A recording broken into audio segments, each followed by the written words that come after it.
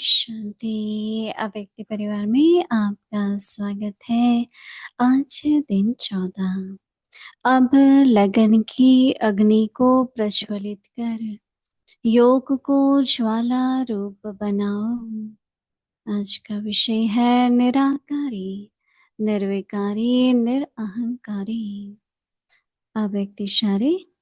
कई बच्चे कहते हैं कि जब योग में बैठते हैं तो आत्माभिमानी होने के बदले सेवा याद आती है, लेकिन ऐसा नहीं होना चाहिए, क्योंकि लास्ट समय अगर अशरीरी बनने की बजाय सेवा का भी संकल्प चला तो सेकंड के पेपर में फेल हो जाएंगे।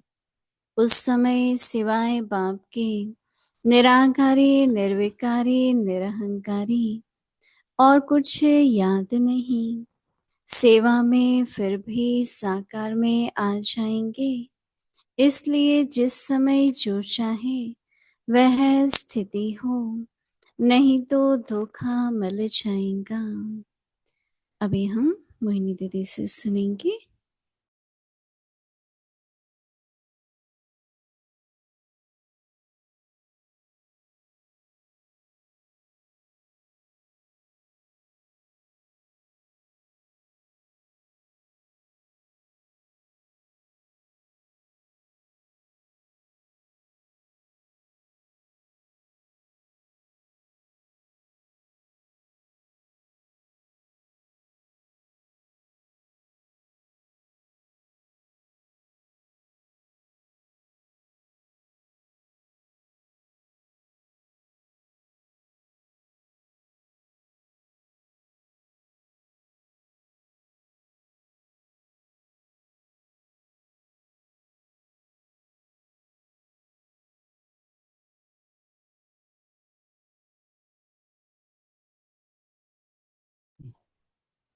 सभी ठीक हो? अच्छा पुरुषार्थ चल रहा है।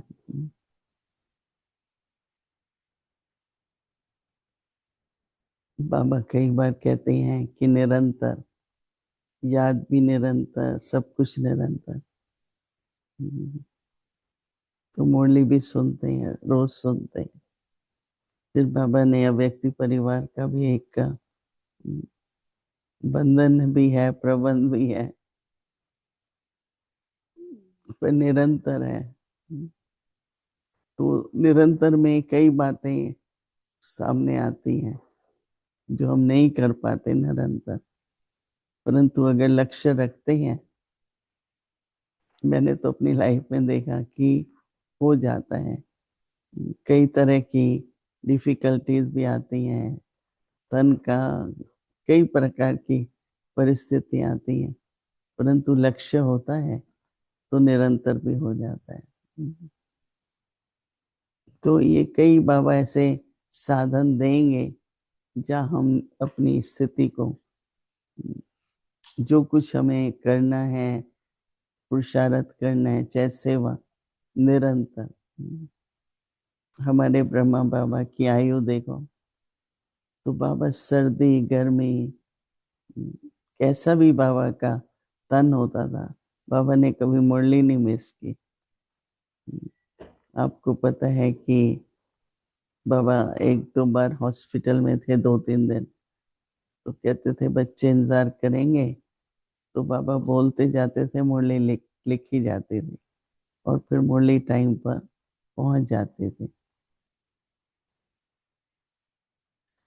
आज जो बाबा कह रहे हैं ना कि सेवा भी याद ना आए, तो बाबा उसके एक एग्जाम्पल। मैं तो हमेशा बाबा की जो अंतिम स्थिति थी, क्योंकि हम सबको भी उसी स्थिति का हम अभ्यास कर रहे हैं, तो बाबा ने 2-3 दिन पहले सब पत्र लिख लो, जो डायरेक्शन लेनी है ले लो। जैसे बाबा ने सब कुछ किया।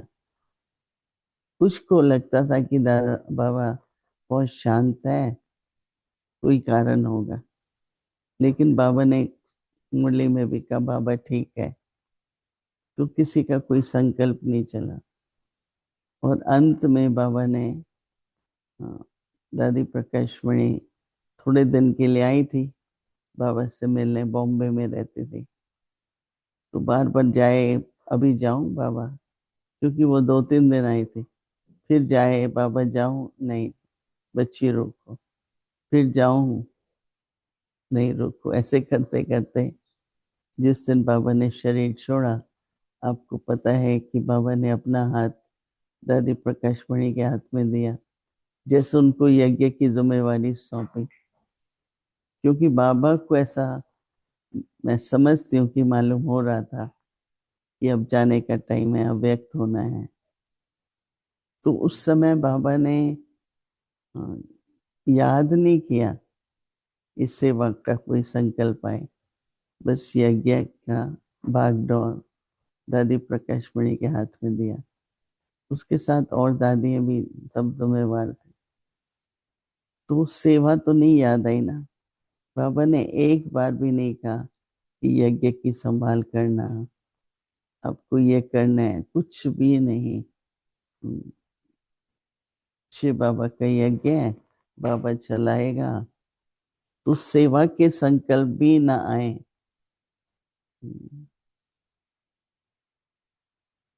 न याद, जब योग में बैठते हैं तो भी ना आए, अंत में भी ना आए, और दिन भर हम तो सेवा ही करते हैं, राइट, सेवा की प्लानिंग चलती रहती है। तो ये अभ्यास अभी से ही चाहिए कि योग में बैठे, तो योग में बाबा के साथ बैठे, गहराई में जाएं, ज्ञान के मनन चिंतन चले, न कि सेवा के बारे में। होता है कई बार अच्छी आइडिया आ जाती है कोई, जैसे हम लोग बड़ा प्रोजेक्ट कर रहे थे, तो ऑस्ट्रेलिया में एक भाई थे, उनको ये मिलियन मिनट्स का थॉट आया।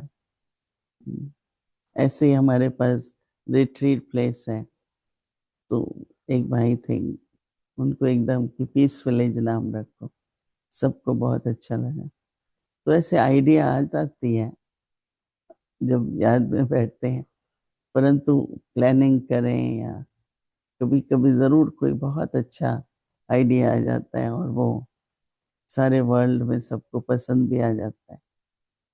तो किस तरह से अपने योग को हम स्नेह हो, एकाग्रता हो, मिलन मनाए बाबा से, ये लक्ष्य, मिलन मनाना बहुत जरूरी है। सवेरे सवेरे बाबा को, माता पिता है, गुड मॉर्निंग करते हैं, फिर बाबा के साथ बैठते हैं, तो रू रेहान बेशक करो।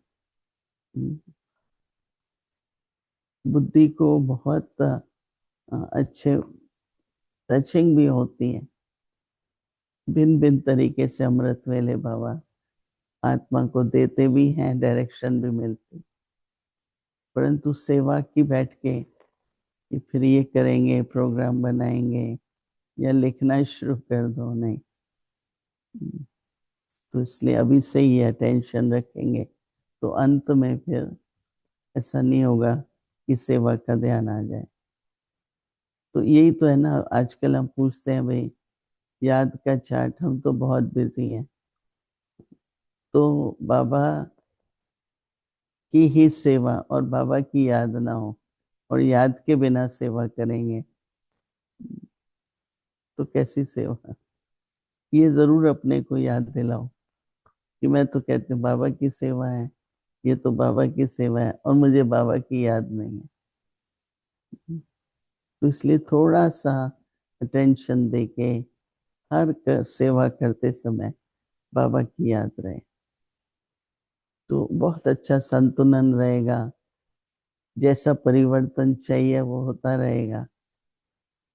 नहीं तो सेवा बहुत करते हैं पर स्वभाव संस्कार नहीं बदलते हैं ना, क्योंकि बाबा की याद नहीं है। याद करने से परिवर्तन होता जाएगा। हमारा अनादि स्वरूप है निराकारी। तो बार बार अपने को मेरा अनादि स्वरूप क्या है, ये ड्रिल तो इतनी अच्छी है, अनादि स्वरूप और आदि स्वरूप।